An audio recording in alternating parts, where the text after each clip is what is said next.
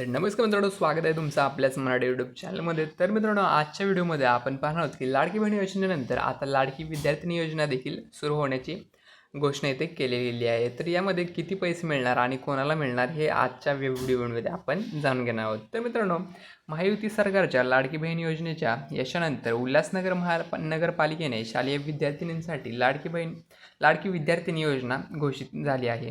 या अंतर्गत 7वी ते 12वीच्या मुलींना दरमहा ₹500 शिष्यवृत्ती थेट बँक खात्यात जमा होईल. मुलींचे शिक्षण टिकवून ठेवणे आणि आर्थिक मदत करणे हा या योजनेमागचा मुख्य उद्देश आहे, ज्यामुळे त्यांच्या शिक्षणातील गळती थांबेल आणि महाराष्ट्रातील गोरगरीब महिलांना स्वतःच्या पायावर सक्षमपणे उभं राहता यावं यासाठी महायुती सरकारने मुख्यमंत्री लाडकी बहीण योजना सुरू केली होती. साधारण दीड पावणे 2 वर्ष सुरू झालेल्या या योजनेचा बराच बोलबाला झाला असून या योजनेअंतर्गत पात्र ठरणाऱ्या महिलांना दर महिन्याला ठराविक रक्कम दिली जाते. जवळपास 2.5 कोटी महिलांनी या योजनेचा लाभ घेतला असून दर महिन्याला त्यांच्या खात्यात ₹1500 जमा होतात. महायुती सरकारच्या या योजनेला लाडक्या बहिणींचा मोठा प्रतिसाद मिळाला. त्यामुळे महायुतीला विधानसभा निवडणुकीत घवघवीत यशही मिळालं.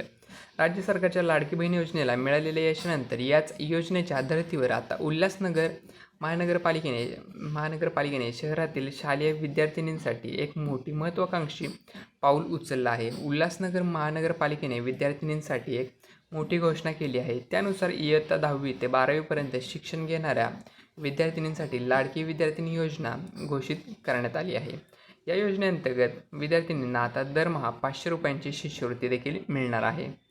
तर लाडकी विद्यार्थिनी योजना नक्की काय आहे? तर मित्रांनो, उल्हासनगर महानगरपालिकेने हे एक मोठे पाऊल उचलत आता लाडकी विद्यार्थिनी योजनेची घोषणा केली आहे.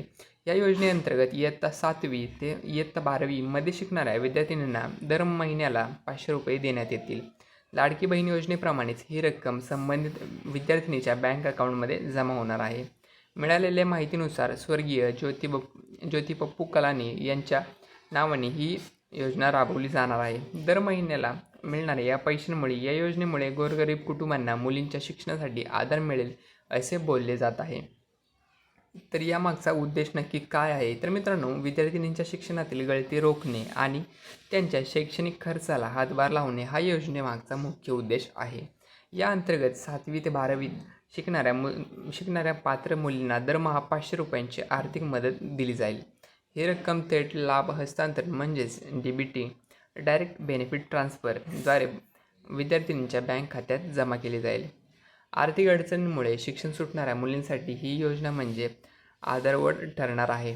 तर मित्रांनो, अशाच प्रकारच्या माहितीसाठी आपल्या यूट्यूब चॅनलला नक्की सबस्क्राईब करा आणि जर व्हिडिओ आवडला असेल तर एक लाईक आणि एक कमेंट करून नक्की कळवा. धन्यवाद.